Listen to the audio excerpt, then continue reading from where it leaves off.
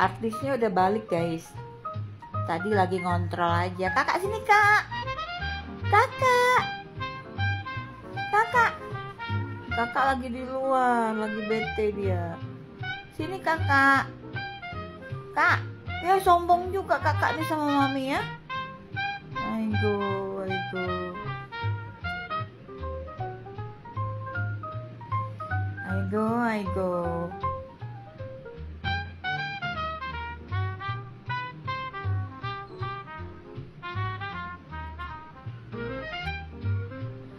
Ini ya, mau ngomongin ini. Setiap orang yang datang ke rumah kita itu, secara sadar maupun tidak tidak, pasti akan membuat judgement atau penghakiman terhadap kita yang punya rumah. Misalnya, ini ada kejadian nyata. Orang datang ke rumah aku, lihat rumahku berantakan. Padahal aku itu lagi sibuk ngurusin kasus yang membuat aku 3 hari 3 malam itu nggak tidur di rumah. Otomatis aku punya kucing, ya kan? Pasti jadi gimana gitu rumahku. Itu orang langsung, rumah kamu berantakan. Oke, gue bilang iya wajar lah, orang nggak keurusan rumahnya gitu kan.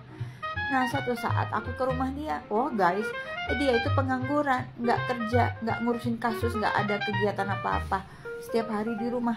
Ternyata dia rumahnya jauh lebih berantakan, lebih segala-galanya dari rumahku. Sekarang aku balik ngatain dia, kamu nggak kerja, nggak ada gawe apa-apa, rumah kamu berantakan. Kalau aku ya wajar, aku kerja, kadang aku nggak pulang karena harus kerja, ngerjain kasus ini itu, kayak gitu-gitu.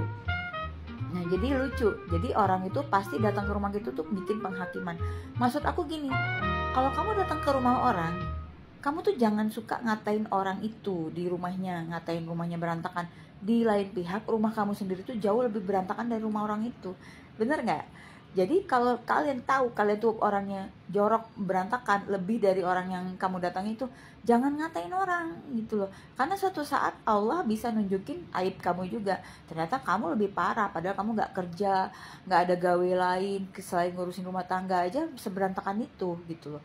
Nah itu lucu. Nah yang kedua tuh ada kenalan aku datang ke rumah, segala-gala diliatin semua dalam rumah itu. Aku paling nggak suka tuh kalau ada orang bertamu segala sesuatu pengen diliatin, kayak kepo banget gitu loh. Itu tahan diri lah ya guys, kalau kalian lagi bertamu ke rumah orang tuh tahan diri, jangan nunjukin banget kamu tuh kepo, segala-gala diliatin, segala-gala ruanganmu pengen diliatin, kayak inspektor gitu. Jadi kayak inspeksi mendadak, aneh banget. Padahal itu rumah orang gitu loh. Lah sekarang dibalik, kalau kamu digituin sama orang, misalnya aku datang ke rumah kamu terus aku liatin semua rumah kamu ya, itu terlalu kepo kayak gitu. Suka nggak? Kalau aku sih nggak begitu suka ya kalau terima tamu orangnya begitu kepo, segala-gala pengen lihat. Sampai dapur aku tuh diinspeksi sama dia. Nah yang lucunya kejadiannya gini, kan aku tuh punya kompor yang 4 tungku yang bawahnya ovennya Modena ya. Aku lama banget udah beli itu dari tahun 2000. Itu salah satu barang yang sangat mahal, yang menghabiskan gaji aku berbulan-bulan, aku nabung itu untuk beli kompor itu. Kenapa? Karena aku tuh suka baking, aku suka masak guys, aku suka bikin kue segala macam gitu. Jadi aku tuh sangat domestik sebenarnya, walaupun aku wanita bekerja. Nah karena di weekend itu aku healingnya tuh relaxingnya tuh dengan memasak. Kalau makan kue coklat brownies aku enak banget.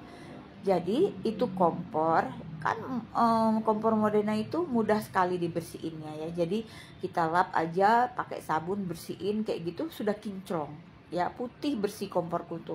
Jadi ceritanya sebelum mereka datang itu aku tuh bebersih kompor aku supaya jangan malu-maluin lah gitu kalau lihat kompor aku yang lagi heboh masak, yang percikan cabe lah apa segala, itu aku bersihin sampai kinclong ceritanya.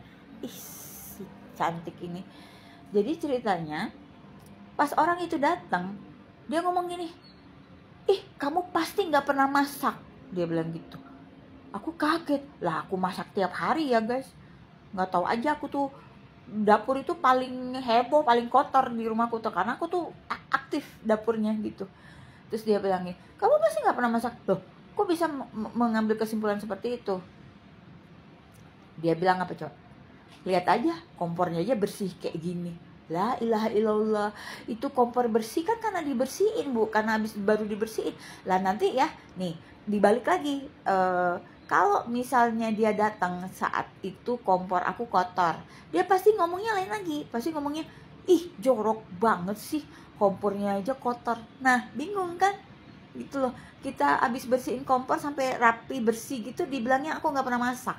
Ntar kalau dia lihat kompor aku joroknya kayak apa pada saat aku heboh masak, dibilangnya gue jorok kan. Nah itu, jadi orang itu ya kalau mau disenengin, jaga diri, jaga-jaga sikap, jaga-jaga ucapan. Jangan datang ke rumah orang terus menghakimi orang yang punya rumah. Kalau lo bener ngambil kesimpulannya, kalau lo salah narik kesimpulannya, kayak orang itu. Kan ada deductive conclusion. Nah ya kan, ada deduktif loh. Jadi aneh memang, harusnya tuh jangan menghakimi. Kalau datang ke rumah orang, datang aja, nggak usah menjadi inspektor atau menjadi evaluator gitu loh. Setiap orang tuh punya kondisi masing-masing, betul nggak? Kompor dibersihin dibilang gue nggak pernah masak, kompor kotor dibilang gue pemalas, kayak gitulah guys. Dan pada akhirnya aku udah males ya temenan sama orang-orang yang kayak gitu. Pada akhirnya aku males ya kalau berteman sama orang-orang yang kayak gitu. Ngebantu enggak, ngomelin iya gitu kan. Nah itu ya, pada saat bersih ya bersih, pada saat kotor ya kotor. Ya namanya juga hidup ya, ada kalanya kita ups and down ya kan. Mood bebersih juga ups and down ya kan. Kadang sehat, kadang sakit ya. Nggak boleh ngejudge, intinya sih don't judge. We listen, we don't judge gitu. Kalau perlu we don't judge, we help. Kita bantuin harusnya, bukan diomelin gitu. Kalau misalnya kotor ya bantuin, itu kayak gitu, itu baru teman sejati ya. Itulah ya, perlu belajar etika gitu itu. Dan sampai sekarang aku masih suka masak, dan aku kalau masak heboh banget ya. Cucian piringku juga banyak karena aku tuh masak setiap hari. Aku masak ya guys, aku tuh membuat masakanku sendiri. Jadi aku nggak beli di luar, aku jarang eat out kecuali kalau aku lagi ditraktir atau aku lagi mentraktir kayak gitu. Karena lebih sehat makan sendiri kan, gitu. Masak itu perlu ya, kalau menurut aku skill hidup yang diperlukan. Jadi daripada sekolah-sekolah praktek pengantenan, praktek umrohan, mending praktek masak. Masak dari awal di sekolah masaknya, jangan di rumahnya. Karena kalau di rumahnya dulu waktu kami SMP, yang bikin bukan kami, yang bikin kayak bikin lumpia waktu itu, yang bikin neneknya temenku si Leoni. Pokoknya kalau bikin prakteklah di sekolah. Itu praktek masak, praktek mencuci baju, praktek menyetrika itu lebih penting daripada praktek pengantenan. Aneh banget sih sekolah. Ada sekolah yang bikin praktikum pengantenan, aneh banget sih.